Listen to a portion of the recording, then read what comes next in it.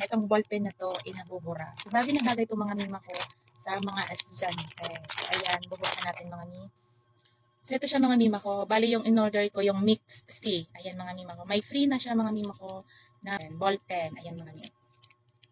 Ayan. 85 pieces. Ito mga mi. May free na siyang pang-erase. Ayan mga mi. So, di ba ang ganda nito mga mima ko sa mga estudyante na, like for example, mag-exam. So, ayan mga mima ko. Nai-erase siya mga mi. Ayan.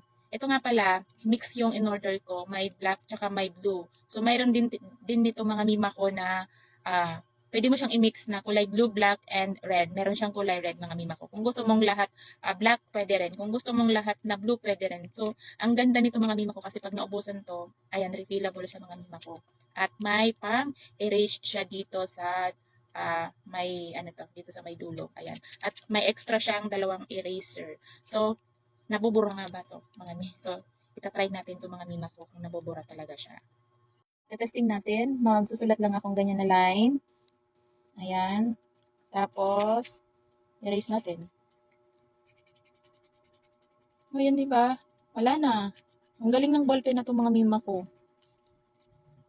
Ayan. O, diba? Dalawang line yung inano ko.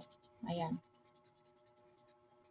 Ang ganda niya mga mi. So, bagay na bagay itong mga mima ko sa mga estudyante. Bagay na bagay talaga itong mga mima ko sa mga estudyante, lalong-lalo na ngayon na magpapasukan. So, bagay na bagay talaga to, lalo na kung mag-e-exam yung estudyante. Ayan, kung nagkamali, pwede mo siyang i-erase.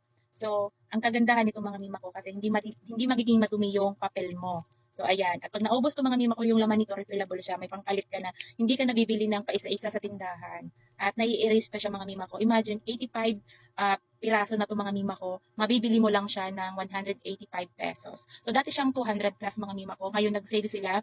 Nasa 185 na lang mga mi. So, habang mura pa, i-grab nyo na ito mga mima ko kasi sobrang makakamura kayo nito mga mima ko. Imagine, 85 pieces na siya mga mima ko. Mabibili mo lang siya ng 185 pesos. So, ayan. I-check out nyo na ito mga mima ko. Ayan. Ayun lang mga mi. Bye.